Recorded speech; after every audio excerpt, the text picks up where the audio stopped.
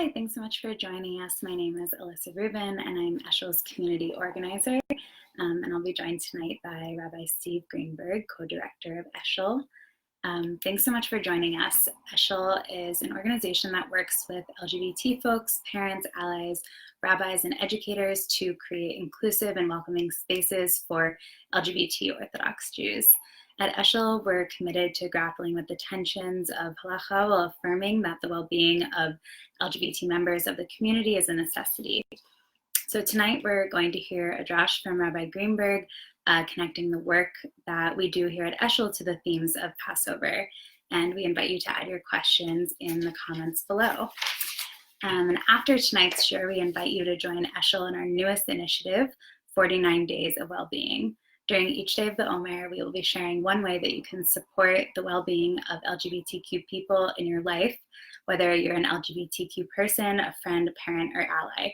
And you can click the video description, the link in the video description to sign up for our mailing list. So without further ado, I'll pass it over to Rabbi Greenberg. Good evening.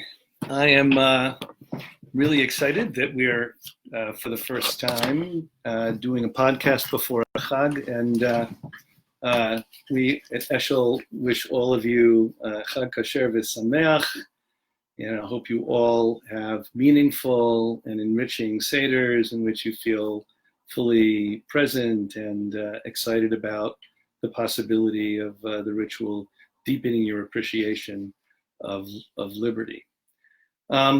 I want to begin with the excuse the phone call, but we didn't plan for that. Okay, so I'm gonna. Sorry about that. Okay, so the challenge of addressing this question. I guess this is what happens when you do a podcast at home. Okay.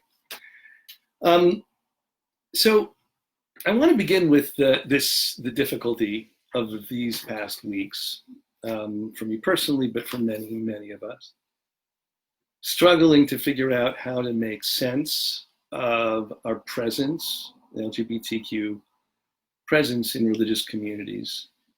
And I don't have any grand answers for the questions. I just have texts that comfort me and give me courage and maybe sustain me through more uncertain times. And I want to share them with you.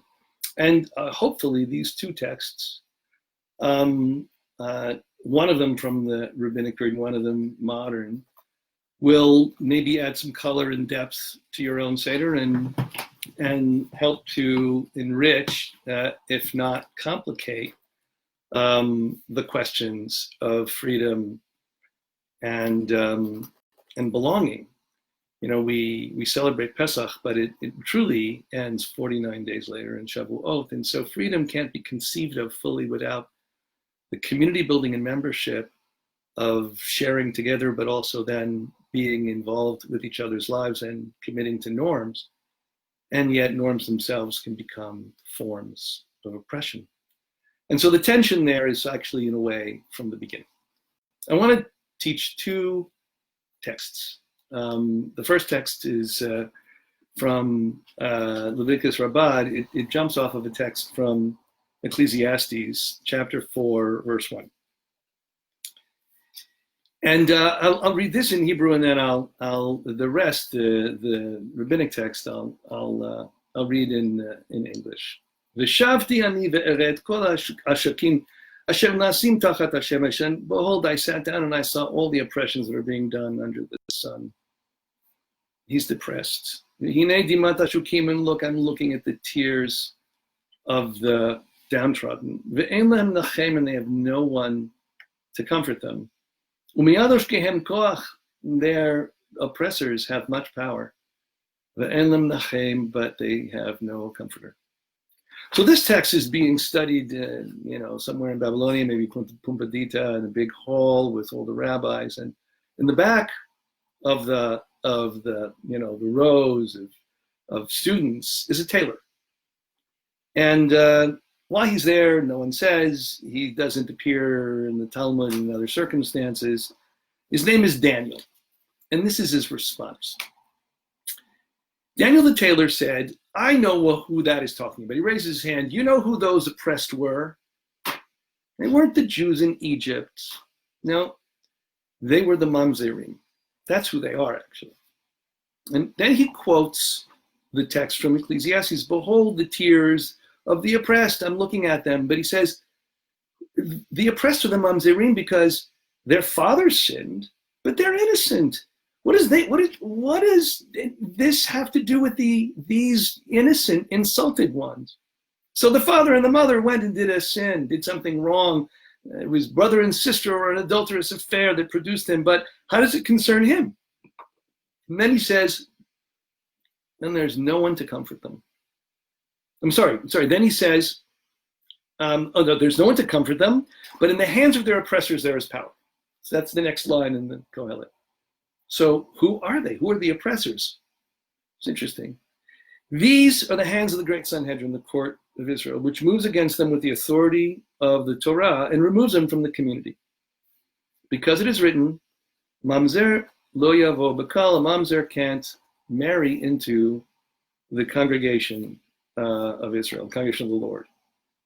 And so, here is this really interesting and powerful critique of the entire rabbinic project. Basically, he's accusing the rabbis of oppression. I'm going to read to you from my book, if you'll forgive me, for just one paragraph.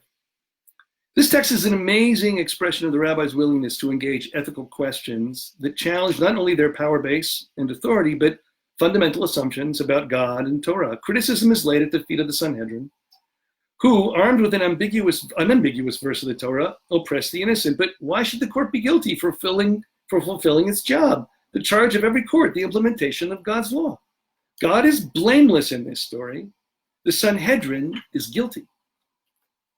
Well, why? Deuteronomy notwithstanding, the decisive power, this text seems to suggest, is not even primarily in the text, but in the hands of its appointed interpreters. Daniel the tailor finds fault with neither the law nor God. The law of the mamzer might be, useful as a protection of the family under some circumstances, but the Sanhedrin has failed to balance this value against general biblical concern for justice and fairness. Ish bechato yumat. Each person should die for his own sin and not suffer for someone else's. Even worse, the Sanhedrin would appear to rest easy with the sacrifice of the happiness of the bastard to some greater good. Whatever they decided about the problem, Daniel cannot bear their resting easy, and he wants the rabbis to experience the implications of their power. What's also remarkable is at the end of the Midrash, he puts words in God's mouth. If there's no one to comfort them, says Daniel, then the Holy One, blessed be, he says, it must be upon me to comfort them. So this character is quite unusual. Was he a regular at the Beit Midrash? It would seem that a tailor that didn't belong there would not have been allowed to speak. But more importantly, why did the rabbis record this position or this critique? Why did they canonize in Vayikra Rabbah a broad claim that they are considered oppressors, oshkim, for doing what their job is, which is to implement God's law? So here you have a scenario in which, and this is why I love this text, is that a tailor who is by definition powerless. Of course, it's interesting it's a tailor because tailors sew together incommensurables, they bring things together that are maybe a challenge to integrate. But what's really exciting about it is that the rabbis are willing to integrate a profound critique of the dangers of their own project into the tradition itself and teach it as Torah. It's not that surprising when you imagine that that is indeed a piece of the story of the Seder itself. What are we teaching children to do but challenge the authority of their parents who know what they're supposed to be doing? But why are you doing this? And what's this for? And Mavu does what lachem? And why do you care about this?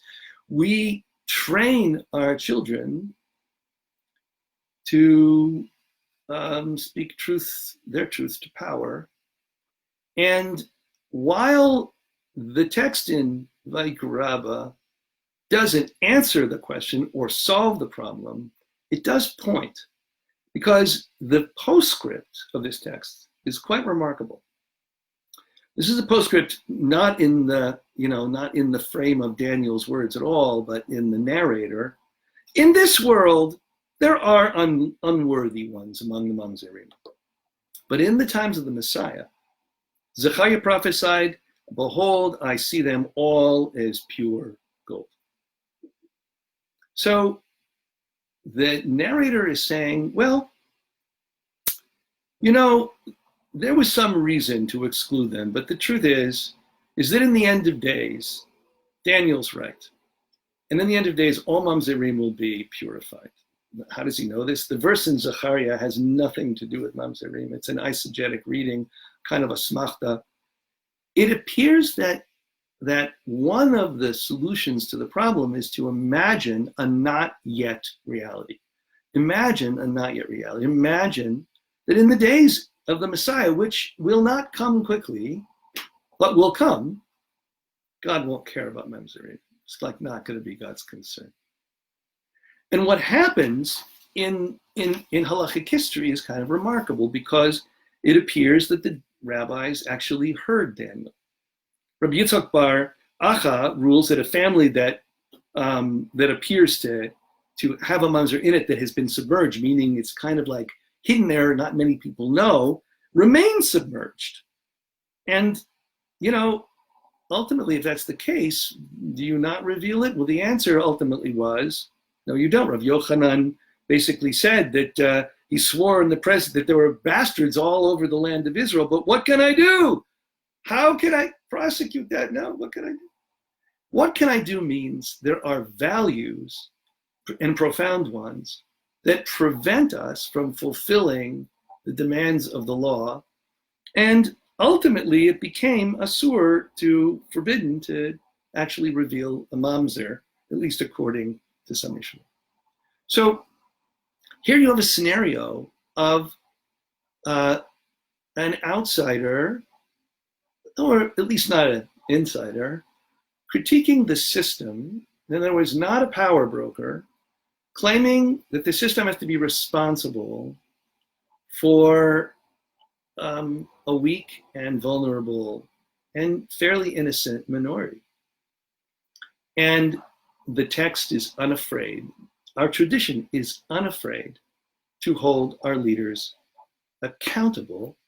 And while it can't happen immediately, for the reason that systems move slowly when they're challenged, for all kinds of good reasons too, there is a fantasy of a time when Mamzerim will be pure, and that means that we can begin to move slowly and effectively to hold the law in esteem without applying it really in fact.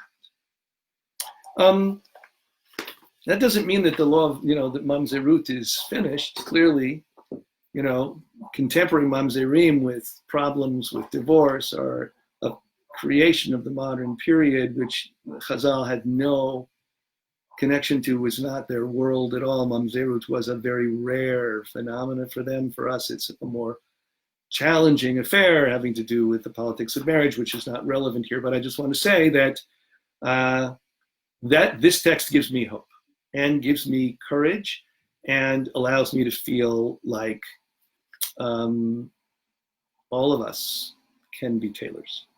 I wanted to finish with one other text. So this is my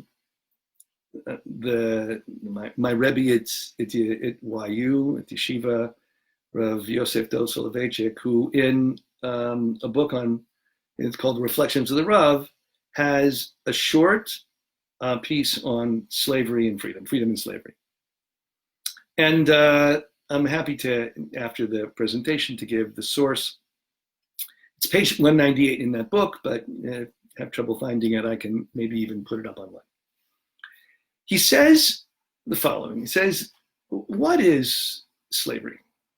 Like, how does it, like, what is the definition of servitude? I mean, we were freed from Egypt, okay, but can we get a richer and more delicate understanding of the I would say the psychology or the epistemology of a slave? Like, how does a slave think and feel and engage, and what are the criteria of servitude that make it really troublesome? So he says a slave is excluded, a Jewish slave is excluded from Jewish life or limited in Jewish life in three arenas.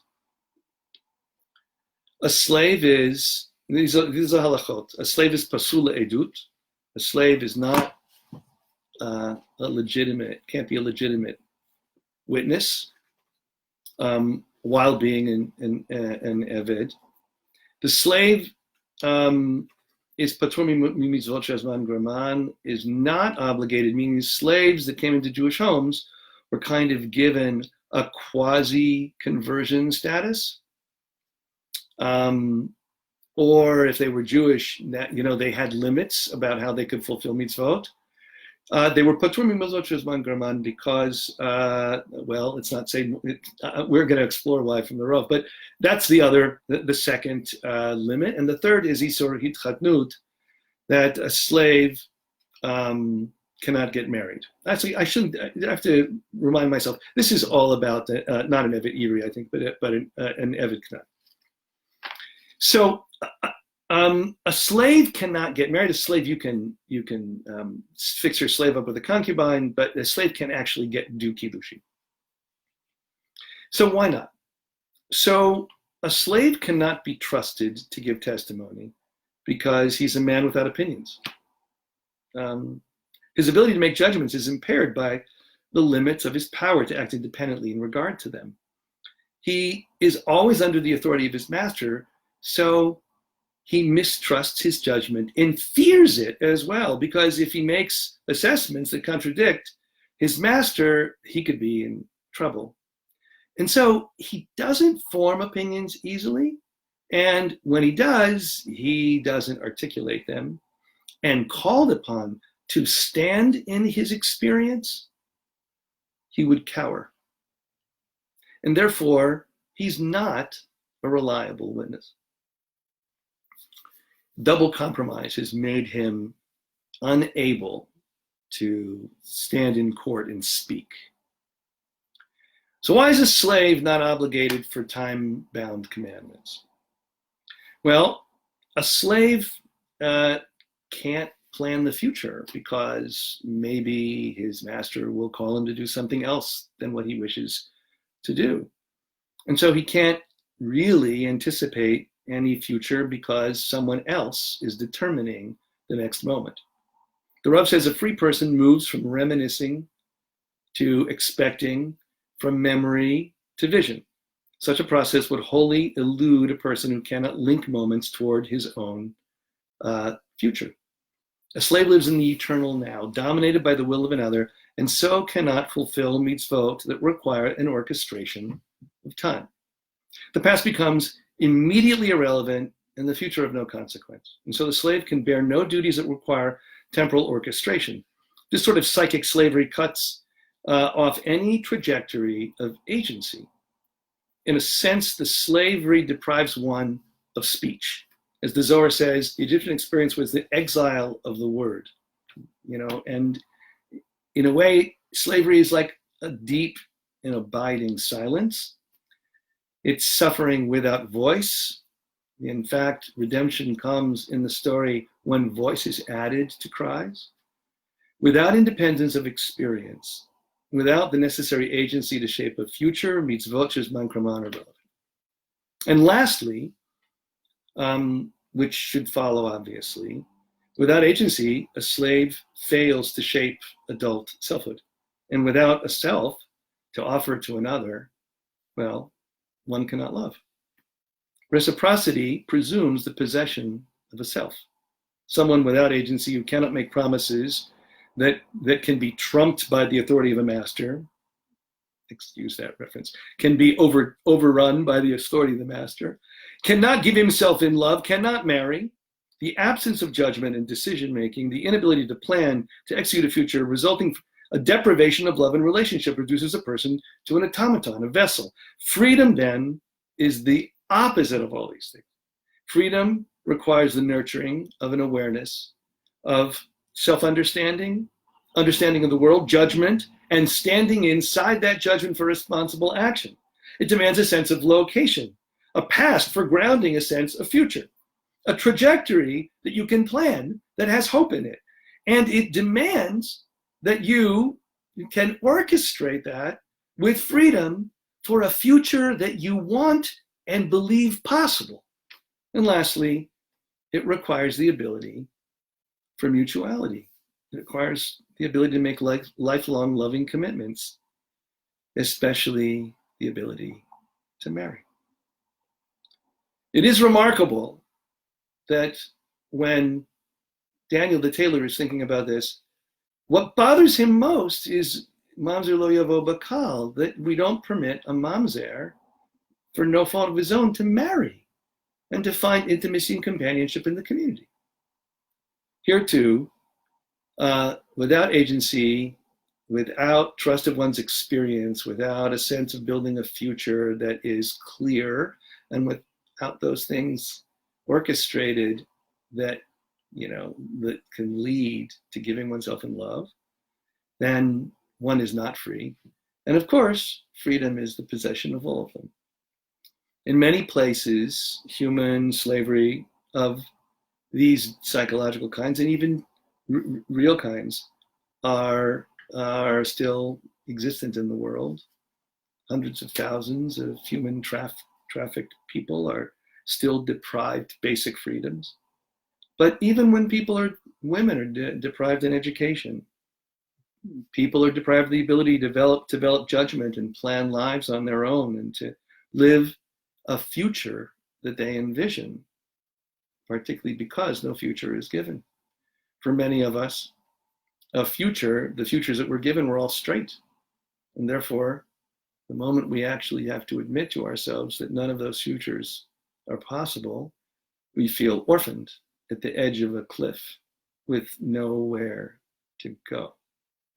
And therefore, it's clear that this text offers a portrayal of liberation. Liberation is the opposite of servitude.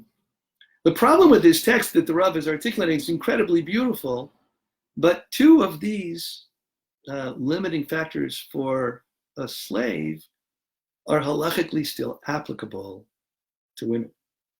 Women are not allowed, at least so far in most circumstances, to be witnesses. And women are p'turot mitzvot shezman graman. One could explain the exclusions differently, but they're similar. Women don't have agency because we're afraid of what would happen if they would, need to know things that being in the public space would make it hard for them to know. One could come up with an apologetic, but it's still deeply troubling.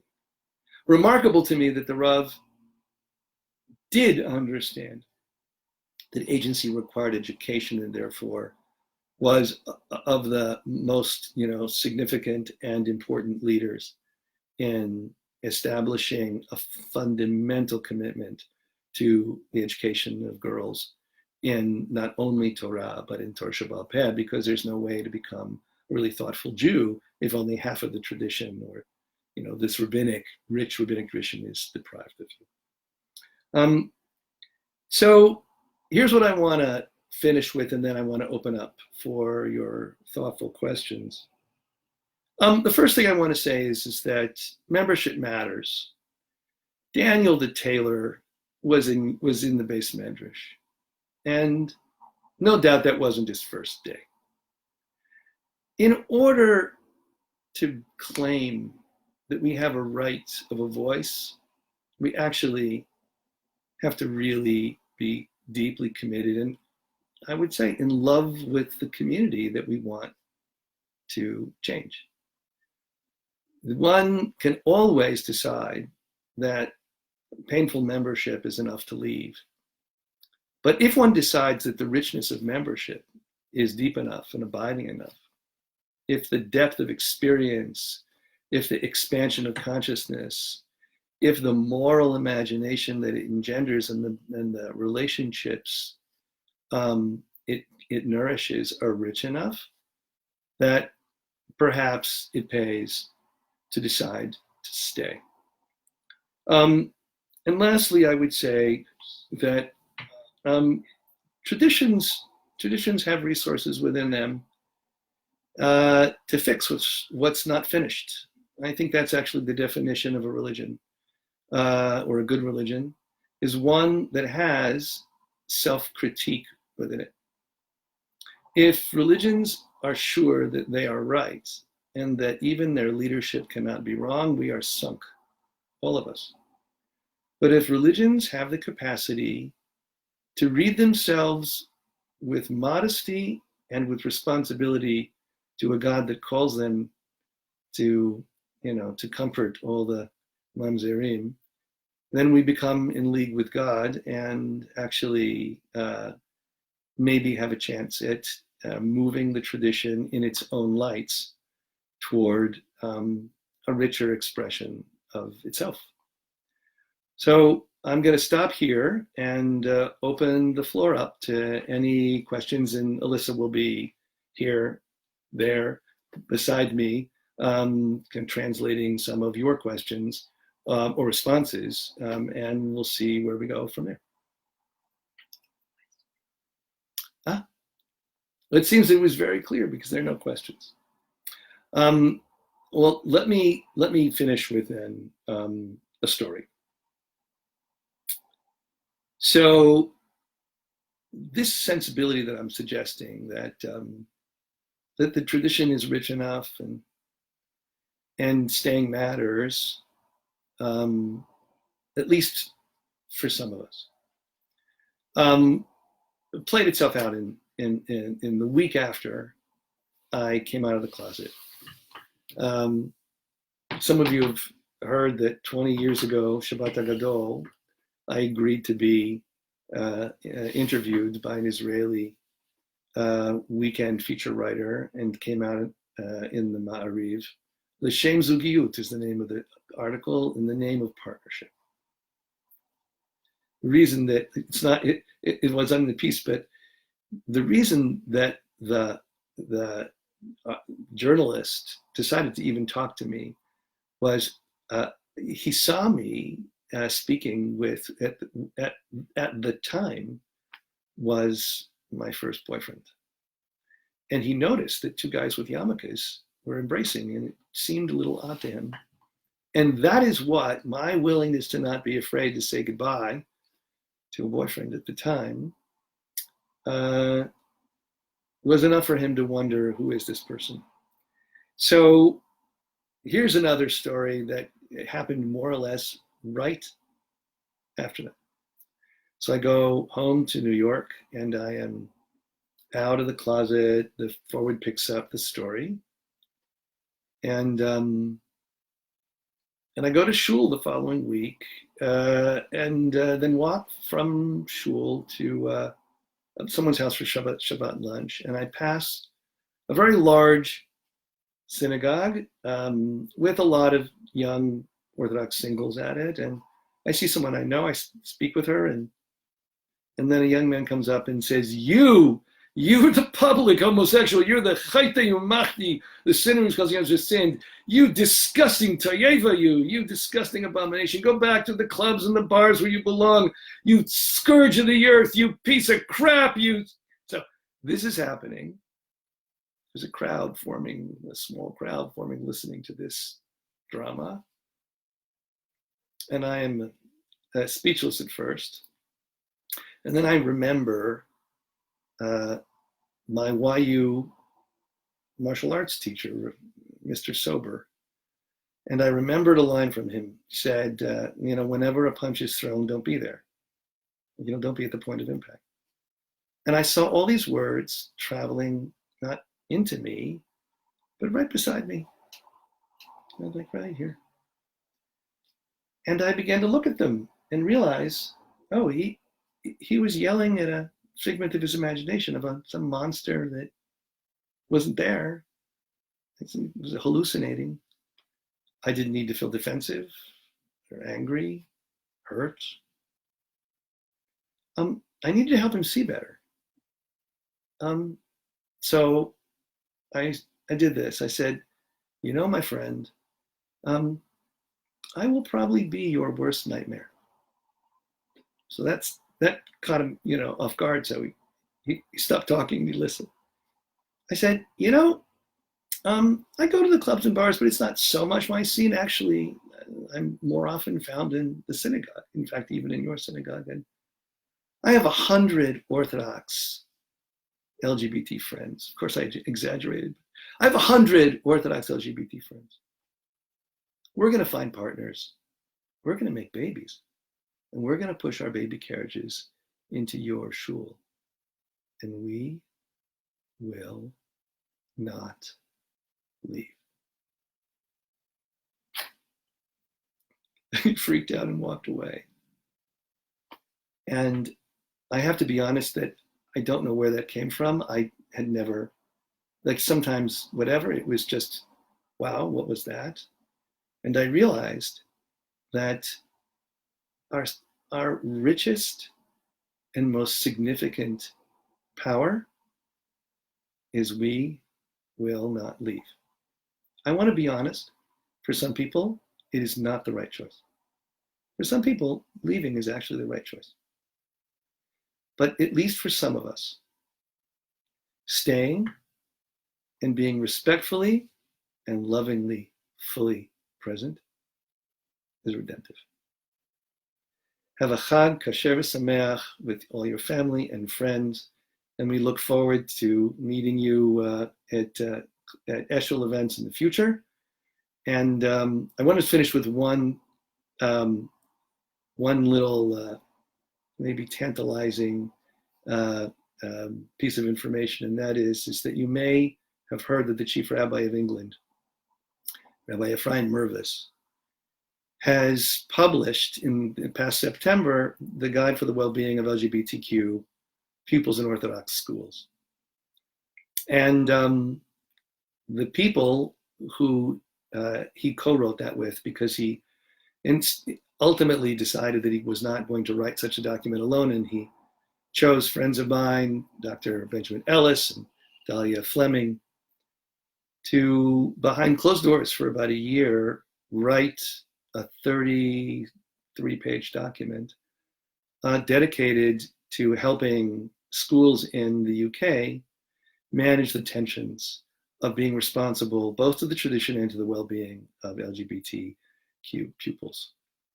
We are bringing Dr. Ellis and Dahlia Fleming to the US between May 9th and May 19th. And Eshel will be orchestrating mostly private meetings, but some more public-facing meetings in order to bring this document, which is remarkable in many ways, itself also not perfect in my view, but a remarkable resource for the beginning of a conversation in Orthodox schools and shuls all over the US. It is not well known, and I'm sure that Benjamin and Dahlia will do a good job of sharing how the British community managed to pull together two subjectivities that usually aren't pulled together. And hopefully it'll begin addressing some questions, particularly in schools that have long been relegated to galut dibur, to the exile of speech. Hopefully, speaking is a good beginning. Everyone knows that the word Pesach means Pesach, right? It means the mouth talks.